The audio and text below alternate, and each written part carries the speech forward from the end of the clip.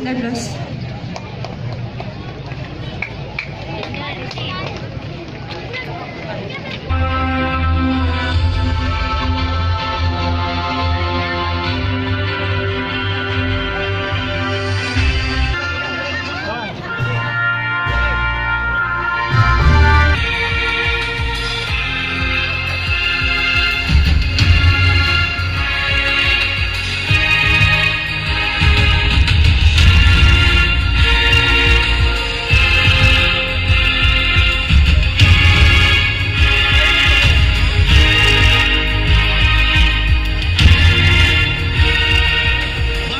Korupsi, maka Indonesia mengalami ketimpangan. Ada orang yang terlalu kaya dan ada orang yang terlalu miskin. Ini buktinya ketimpangan yang terjadi di Indonesia. Cara pemberantasan korupsi kita sekarang ini harus dengan cara yang progresif, bukan dengan cara yang biasa-biasa saja. Kalau Anda pakai dengan cara yang biasa-biasa memberantas korupsi, kejahatan yang luar biasa, maka jangan pernah bermimpi bahwa korupsi di Indonesia Anda bisa berantas.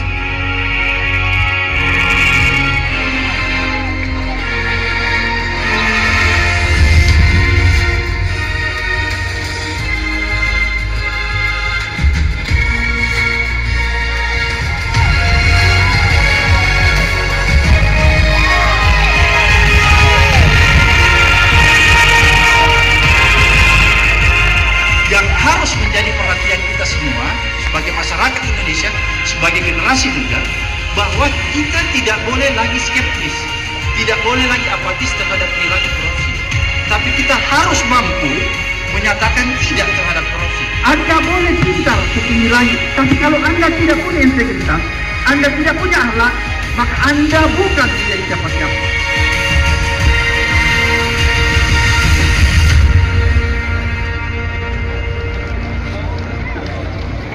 Baik hadirin, orasi kebangsaan menuju Indonesia berkeadilan oleh Bapak Abraham Samad.